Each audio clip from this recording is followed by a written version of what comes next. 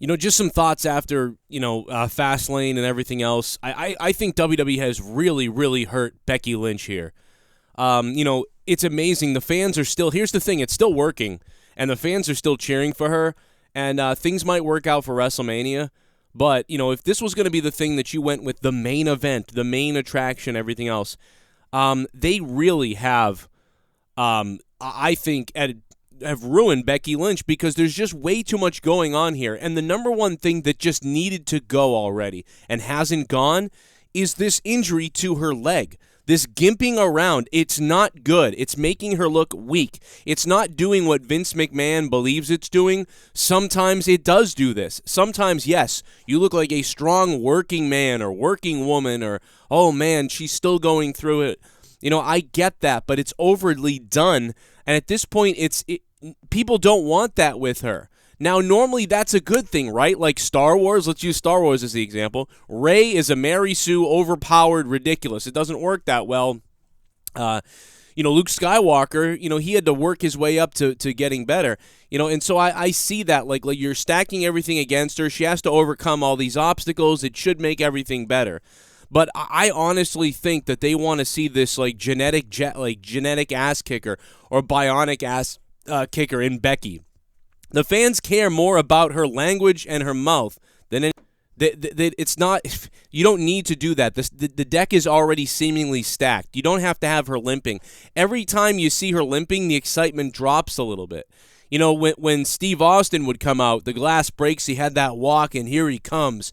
People want to see Becky Lynch bleeding from the face going, let's go, motherfucker. Like, that's what they wanted to see. That's why they popped for that. That's why it was an iconic moment almost.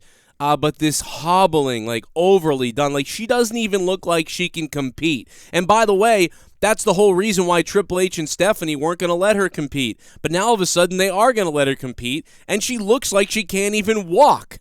None of this part makes sense, and it's ruining her story a bit. Yes, okay, maybe to most casual people out there, they just kind of gloss over it, and once we get to Mania, it won't matter. But for a lot of people, it is lowering the excitement for this match and kind of ruining Becky Lynch's whole thing. I think WWE has done an absolute detriment to Becky Lynch. They've made Ronda Rousey become more interesting by her social media comments now than Becky Lynch. And again, Becky Lynch hobbling everywhere, it's not working. She should look better than she does. Man, I don't know. I just think this has become way too convoluted, way too overthought. And things were sailing away smoothly heading into WrestleMania, it seemed. I can't believe that she's still hobbling around like this. They really needed to get rid of that, or or Becky needed to reveal that she was faking the whole thing. It wasn't as bad as we thought. I thought 3 different times that was going to happen, and it didn't. And she's still hobbling around out there. I mean, I just, that part of things doesn't make any sense to me. Anyway, more on my re-review of Fastlane from last night. Coming up a little bit later, an episode of me and Bailey's new podcast is available on Patreon, patreon.com/Joe Cronin Show. Thank you guys. Check out Botchamania on YouTube, yeah.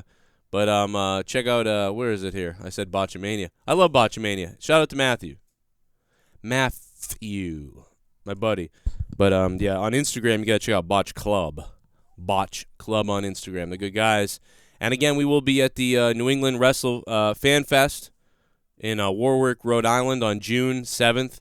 The Hall of Fame, New England Hall of Fame, everything's going to be there. It's going to be a big time, big weekend. So make sure in Rhode Island you guys are out there to see me there, and everybody else that's going to be there.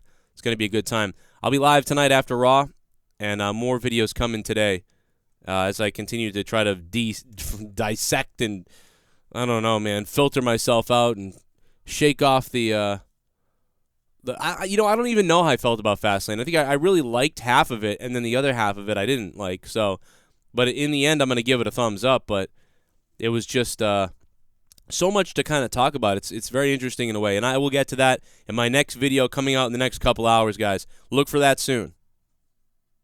Here's some other videos you might have missed. If you're new to the channel, make sure you guys subscribe. Don't miss out the daily videos and podcasts here on WWE Wrestling and other stuff. And my other channel, youtube.com/corruptedpodcast. Support on Patreon is coming up on the top right.